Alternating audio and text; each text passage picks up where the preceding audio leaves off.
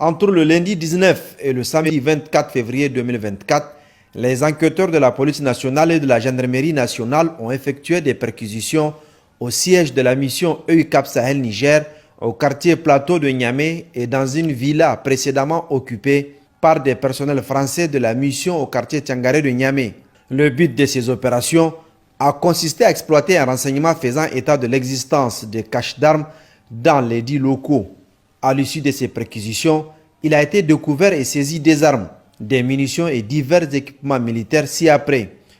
Tout d'abord au siège de la mission EUCAP Sahel, en armement, 20 fusils d'assaut et leurs 438 chargeurs, 31 pistolets automatiques et leurs 120 chargeurs, 57 carcasses d'armes d'assaut et pistolets automatiques détruits par les Français. En munitions, 119 000 cartouches de calibre 5,56 mm et 9 mm dans des cartons, 13 600 cartouches de calibre 5,56 mm et 9 mm dans des caissettes, 6 673 cartouches en vrac, soit un total de 139 273 cartouches de calibre 5,56 et 9 mm, 9 400 balles à blanc et 53 grenades fumigènes.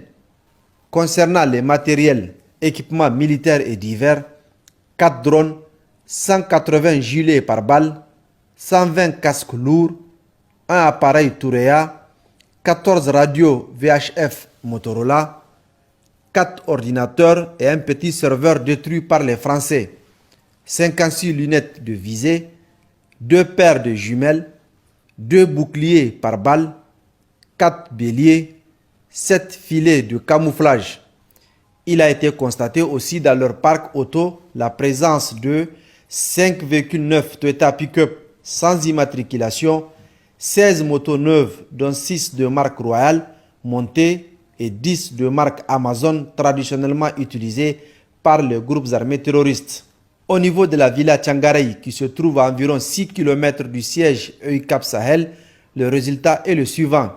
En armement, 3 lance-roquettes dont 2 de calibre 84 mm et 1 de 106 mm, 3 pistolets automatiques, 18 silencieux à fusil, en munitions, 12 400 cartouches de calibre 7,62 x 51 en bande dans des caissettes utilisées régulièrement par les groupes armés terroristes, 79 grenades à main, dont 37 offensives et 42 fumigènes, 25 kg d'explosifs en pain plastique, 12 rouleaux de mèches lentes, en équipement et autres matériels divers, un drone, 2 détecteurs de métaux, un cachet de l'ambassade de France, un tableau portant les inscriptions en rouge, la paix on peut l'éviter, une carte de la ville de Niamey sur laquelle tous les points stratégiques de la ville ont été matérialisés avec des numéros, plusieurs cartes de l'Afrique de l'Ouest et plus précisément les régions du Sahel, 2 véhicules Toyota Pick-up sans immatriculation, 2 plaques d'immatriculation administrative 8A 6087 RN.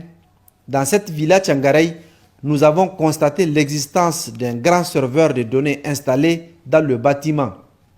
En guise de récapitulatif, 6 perquisitions effectuées en armement et accessoires, 53 fusils d'assaut et pistolets automatiques, 57 carcasses de fusils et pistolets détruits par les Français, 558 chargeurs de fusils et pistolets, 3 lance-roquettes, 25 kg d'explosifs en pain plastique, en munitions, 132 grenades, 162 713 cartouches tout calibre confondus, en équipement et militaire spécifique, 5 drones, 1 Tourea, 180 gilets pare-balles, 120 casques lourds, 2 véhicules Toyota Pick-up sans immatriculation, 5 véhicules Toyota Pick-up, 16 motos, un grand serveur de données de communication non encore saisi. Par rapport à cette affaire de saisie d'armes et munitions, l'enquête se poursuit afin de rechercher et identifier les auteurs et leurs complices. Le propriétaire de la villa Tiangaré est déjà interpellé. Je suis au courant que c'est des militaires français qui ont pris la maison en location. Ils ont pris la maison à travers une société La société même qui a construit la maison pour moi, c'est avec la société qu'ils ont fait le contrat. Et c'est au niveau de la société qu'ils payent le loyer et en retour la société me verse ça. Mais des rapports ou contacts directs avec les locataires, non, jamais. Ni eux, ni le personnel qui travaille pour eux. Jamais, jamais, jamais. Une fois, la société m'a dit qu'ils vont faire des travaux et qu'ils vont déduire dans le loyer. J'ai dit, ça me convient. Et ça, c'est pas directement avec les Blancs, c'est avec la société toujours. C'est notre entreprise qui a eu le contrat de construction de cette maison. Après la construction, nous avons continué à représenter le propriétaire au niveau des loyers et autres. C'est nous qui récupérons les loyers tous les 4 mois. C'était des Français, ils étaient au nombre de 3. Donc c'est ça. À part ça, on n'a aucune information. Ils sont là, je pense, depuis 2018. Mais ils habitaient déjà ailleurs. Après, un démarcheur nous a contactés en fait, parce qu'il voulait déménager de l'autre côté. La maison les convenait. Donc ils sont venus, ils ont pris la maison. 2 millions. Au début, c'était 1,9 million les 2 premières années. Après, on a demandé un rehaussement du montant. Et jusqu'à ce qu'ils ont quitté, le montant était de 2 millions. Nous n'avons pas accès à la maison. Même pour récupérer le loyer, c'était vraiment dans la cour, juste dans la cour. On avait un parmi eux qui nous recevait. Donc, on signait juste les quittances de paiement et puis c'était tout. Moi, c'est juste à la télé que j'ai vu la maison. J'étais surpris de voir qu'il y avait autant de choses dans la maison. C'est tout. Après, je suis venu dans le quartier. Les gardiens me disent c'est au niveau de la maison qu'il y a eu tout ça. On fait de la prestation de services, donc ce sont des employés d'intervention de maison. C'est un contrat de prestation particulier, donc nous officiellement c'est des particuliers. On ne savait pas que c'était des gens qui étaient affiliés à l'armée ou bien à la police. Pour nous c'est des particuliers comme tout autre. C'est à ce titre que le contrat a été élaboré. C'est vraiment des clients qu'on voit une fois par mois quand ils viennent faire leur règlement. Et puis c'est vraiment des citoyens ordinaires. On ne savait pas que c'était des militaires ou bien des porteurs de tenue. Les Français, notre rapport c'est juste quand je viens les matinées, je fais les ménages et puis voilà. À part ça, il n'y a aucun souci particulier entre nous. Ça, les armes, moi je n'ai jamais remarqué parce que quand je viens, on me montre là où je devrais faire mes ménages.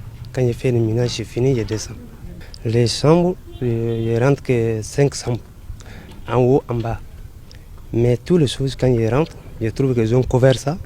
Comme ça, c'est faux. Et ils me laissent l'espace et font les ménages. Parce que c'est un truc qu'on a couvert au niveau avec le tapis. Tu ne vas pas savoir c'est quoi dedans. Quand je rentre, on m'a demandé juste de faire mes ménages. Je fais mes ménages. Et puis, les militaires, moi, je n'ai jamais vu où ils ont porté les tenues. Je ne sais pas. Moi, quand je viens le matin, je les trouve.